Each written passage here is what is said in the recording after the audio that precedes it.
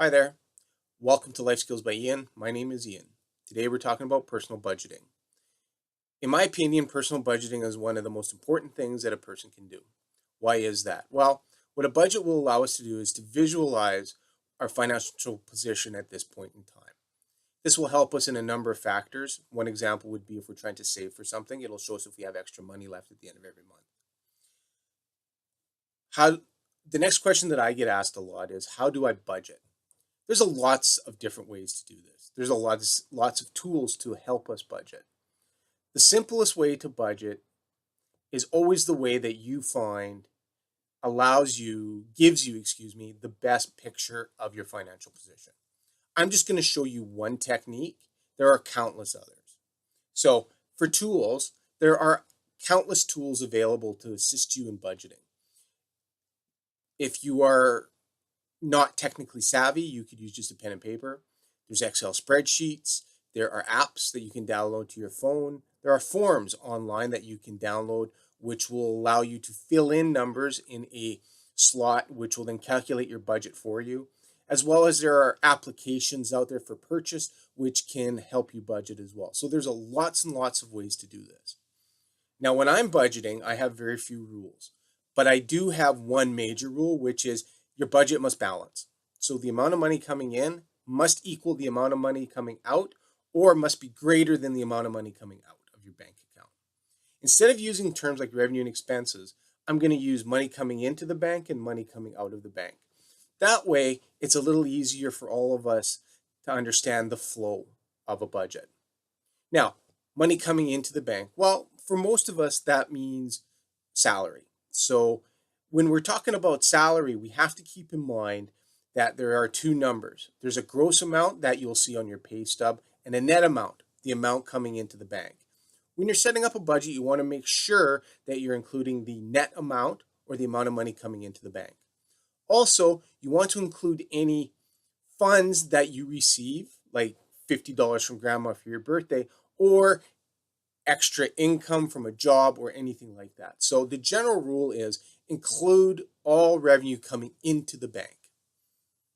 Now, expenses are the bigger of the two categories. Expenses are money coming out of the bank. Now, broad categories for expenses are housing, transportation, food, childcare, insurance, and savings. When you're setting up a budget, it's very, very important to always include savings. Even if you're on a strict budget, if you can put away 10, 20, 30 bucks every month, over time that will create a nice little nest egg for you in case of emergencies. So savings is very, very important to include. Now, when we're talking about those broad categories, there's a myriad of smaller categories underneath those broad categories. So under housing, for example, you could have rent or mortgage, property taxes, condo fees, maintenance for the home, insurance for the home. Same for transportation. You can include, car payments, bus passes, maintenance for the car, gasoline would go under there, et cetera, et cetera. Now, what's important on the expense side is you must sit down and include all of the expenses that come out of your bank over a given year. So when we set up our budget, we're actually going to budget for the entire year. Then we're going to take that number and divide it by 12. There's no real reason for this. It's just I find this to be the easiest way to do this. So from an expense point of view, you want to make sure you include everything. So everything from registration to the vehicles to if you are going to Netflix, if you have a Netflix account, if you have Costco memberships, everything you need to include in your budget. One other thing that you need to make sure that you include in your budget is entertainment. Now, one of the things that gets cut a lot is entertainment. You always want to make sure you have something in entertainment because, hey, you know what? If you put zero, there's a really good chance that you're never going to get zero. You're always going to spend something. So always make sure you put something in entertainment. Once you have all of your revenue or all of your cash in numbers and all of your cash out or expenses, you're going to subtract the two numbers. Now, the number at the bottom should either equal zero or be a positive number. So that means you have more money coming in the more money going out. If you have a positive number, we're going to call that a surplus. Now, what you can do with that surplus is you can allocate it to more savings, or you can juggle around some numbers within your budget to bump up a few areas. If that number is negative, that means you are not bringing in enough money to cover your living expenses, which means we're going to have to go and cut. Now, some of this cutting is going to be predicated on where you live. Others is going to be predicated on variable expenses versus fixed expenses. Generally, fixed expenses are things like your car payments, your mortgage, your rent. These are items that normally cannot be renegotiated. They are set and you have to make these payments every month. Insurance is another one. Childcare, if you have it, is another one. Variable expenses are expenses that will vary for every month. So groceries is one that will vary from month to month. Entertainment as well will vary from month to month. So if you have to cut, you should go and you should look at some of these variable expenses. Now, if you live in an urban center, you may have more flexibility on the housing side of it as well as on the transportation side of it. So a good example might be if you currently own a car and you live in, let's say, Calgary, you may be able to get away with selling the car and using public transportation, which could be a great cost savings. If you live in a rural area, that may not be an option. So depending on where you live will predicate on what you can cut and what you can't cut. What are some of the pitfalls with budgeting? Well, the biggest pitfall that I see with budgeting is debt. Now, if you have debt, you need to put that into your budget.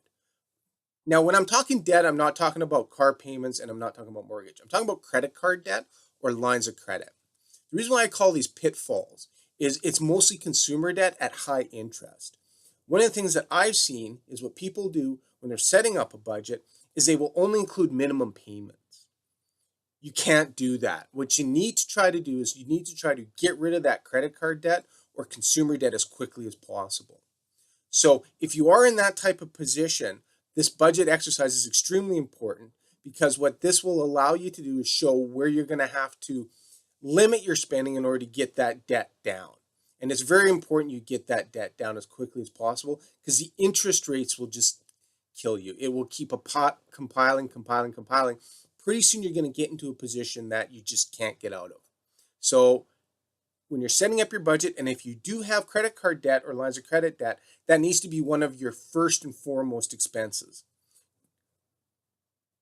Now, after we have our budget done, what are we going to do? Well, we're going to track our actual expenses against our budget.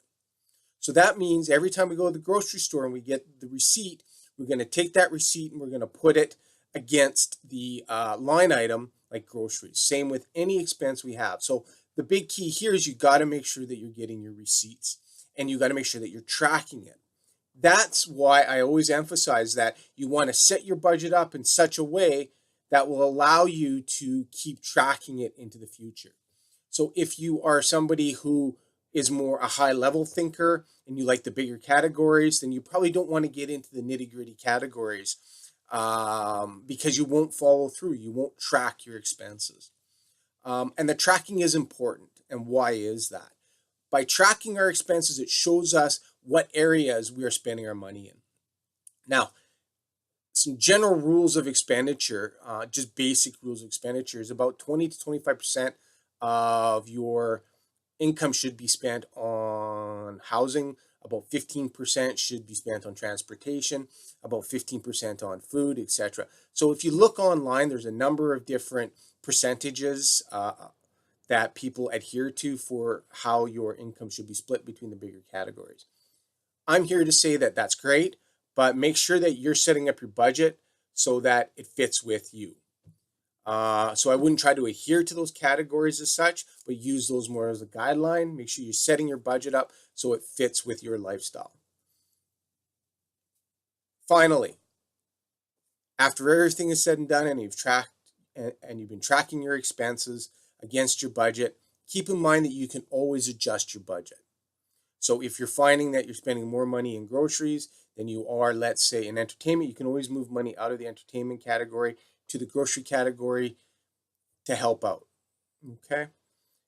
So I'm hoping that this little informational video helped a little bit. If you have any questions, please leave them in the comments section. I have put an example of a Excel budget that I've used in the comments as well. So from this point on, I just wish you good budgeting and thank you for tuning in.